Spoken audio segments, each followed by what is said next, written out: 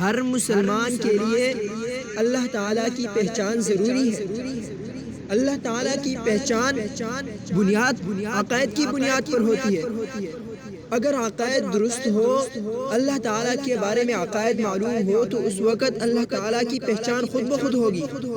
اہل سنت والجماعت کے عقائد اللہ تعالیٰ کی ذات اور صفات کے بارے میں چار ہیں۔ پہلا عقیدہ تو اہل سنت والجماعت کا یہ ہے کہ اللہ تعالیٰ خود بخود ہر جگہ موجود ہے۔ ہر مسلمان کو اللہ تعالیٰ کے بارے میں اس عقیدے کا علم ہونا چاہیے کہ اللہ تعالیٰ ہر جگہ موجود ہے۔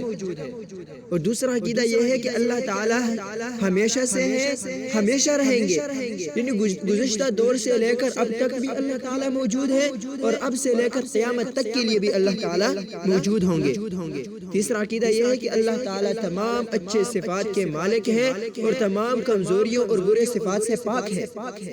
اور چوتھا عقیدہ یہ ہے کہ اللہ تعالیٰ کائنات کے ہر چیز کے خالق اور مالک ہے۔ جو چیز بھی دنیا جہان میں موجود ہے، تمام کے مالک اللہ تعالیٰ ہے۔ یہ تو تھی اللہ تعالیٰ کی ذات اور صفات کے بارے میں عقائد۔ اب اللہ تعالیٰ کی وحدانیت کے بارے میں ہمارے کیا عقائد ہے؟ پہلا عقیدہ تو یہ ہے کہ اللہ تعالیٰ اپنی ذات کے اعتبار سے اکیلا ہے، کوئی ان کے ذات کا حصہ دار اور رشتہ دار نہیں۔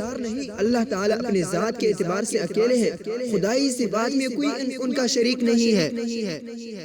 اللہ تعالیٰ خدائی اختیارات کے اعتبار سے بھی اکیلے ہیں، کوئی اور خدائی اختیارات کا مالک نہیں۔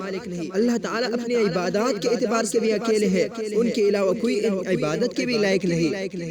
یہ تو تھی اللہ تعالیٰ کے بارے میں اہل سنت والجماعت کے عقائد۔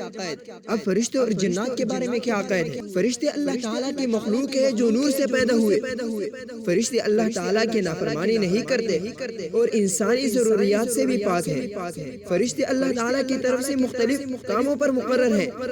جبرائیل علیہ السلام کے سردار ہیں جو تمام انبیاء کے پاس وحی لاتے ہیں۔